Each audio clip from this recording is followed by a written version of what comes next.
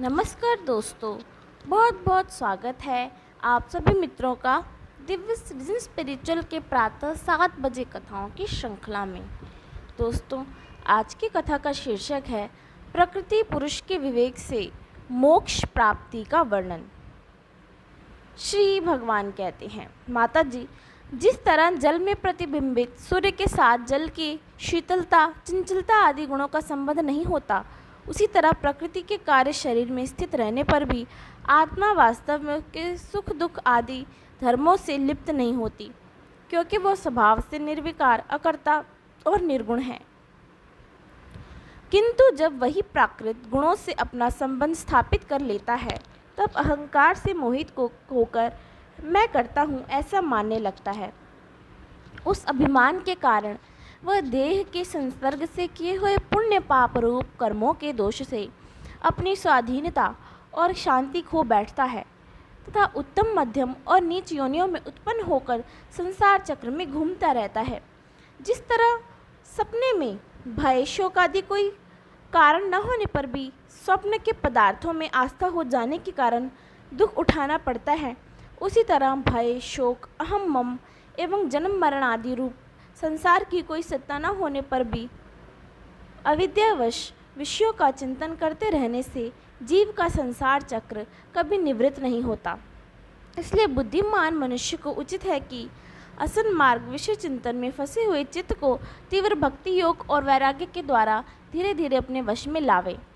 यमादि योग साधनों के द्वारा श्रद्धापूर्वक अभ्यास चित्त को बारंबार एकाग्र करते हुए मुझ में सच्चा भाव रखने, मेरी कथा श्रवण करने, सारे प्राणियों में संभाव रखने, किसी से वैर न करने, आसक्ति के त्याग, ब्रह्मचर्य, मौन व्रत और बलिष्ठ यानी भगवान को समर्पित किए हुए स्वधर्म, जिसे ऐसी अवस्था स्थिति प्राप्त हो गई है कि प्रारब्ध के अनुसार जो मिल जाता है उसी में संतुष्ट रहता है, परिमित भोजन करता है, सदा एकांत में रहता है, शांत स्वभाव है, सबका मित्र है, दयालु है, धैर्यवान है, प्रकृति और पुरुष के वास्तविक स्वरूप के अनुभव से प्राप्त हुए तत्व ज्ञान के कारण स्त्री पुत्र आदि संबंधियों के सहित इस देह में मैं मेरेपन का मिथ्या अभिनिवेश नहीं करता, बुद्धि की जागृत आदि अवस्थाओं से भी अलग हो गया है और परमात्मा के सिवा और कोई वस्तु नहीं देखता। वो आत्मदर्शी मुनि नेत्रों से सूर्य को देखने की तरह अपने शुद्ध अंतकरण द्वारा परमात्मा का साक्षात्कार करके उस अद्वितीय ब्रह्म पद को प्राप्त हो जाता है, जो देहादि संपूर्ण उपाधि से पृथक अहंकार आदि मिथ्या वस्तुओं में सतरूप से भासने वाला जगत कारणभूता, प्रकृति का अधिष्ठान, महदादि कार्यवर्ग का प्रकाशक और कार्य कारण स्वरूप का संपूर्ण पदार्थों में व्याप्त है। जिस तरह जल में पड़ा हुआ सूर्य का प्रतिबिंब दीवार पर पड़े हुए अपने आभास के संबंध से देखता जाता है और जल में दिखने वाले प्रतिबिंब से आकाश स्थित सूर्य का ज्ञान होता है, उसी प्रकार वैकारिक आदि भेद से 3 प्रकार अहंकार, देह, इंद्रिय और मन में स्थित अपने प्रतिबिंबों से लक्षित होता है और फिर सत्य परमात्मा के प्रतिबिंब युक्त उस अहंकार के द्वारा सत्य ज्ञान रूप परमात्मा का दर्शन होता है, जो सुषुप्ति के समय निद्रा से शब्द आदि भूत सूक्ष्म इंद्रिय और मन बुद्धि आदि के अव्याकृत में लीन हो जाने पर स्वयं जागता रहता है और सर्वथा अहंकार शून्य है। जागृत अवस्था में यह आत्मा भूत सूक्ष्म आदि दृश्य वर्ग के दृष्टा रूप से स्पष्टता अनुभव में आता है, लेकिन सुषुप्ति के समय अपने उपाधिभूत अहंकार का नाश होने से वह भ्रमवश अपने को ही नष्ट हुआ मान लेता है और जिस तरह धन का नाश व्याकुल हो जाता है, मनुष्य अपने को भी नष्ट हुआ मानकर अत्यंत व्याकुल हो जाता है, उसी तरह वह भी अत्यंत विनवश होकर नष्टवत हो जाता है।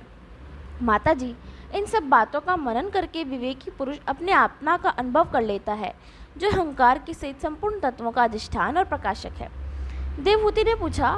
प्रभु, पुरुष और प्रकृति दोनों ही नित्य और एक दूसरे के आश्रय से रहने वाले हैं, इसलिए प्रकृति तो पुरुष को कभी छोड़ नहीं सकती। ब्रह्मन जिस प्रकार गंध और पृथ्वी तथा रस और जल की पृथक पृथक स्थिति नहीं हो सकती, उसी प्रकार पुरुष और प्रकृति भी एक दूसरे को छोड़कर नहीं रह सकते। अतः जिनके आश्रय से कर्ता पुरुष को यह कर्म बंधन प्राप्त हुआ है, उन प्रकृति के गुणों के रहते हुए उसे कैवल्य पद कैसे प्राप्त होगा?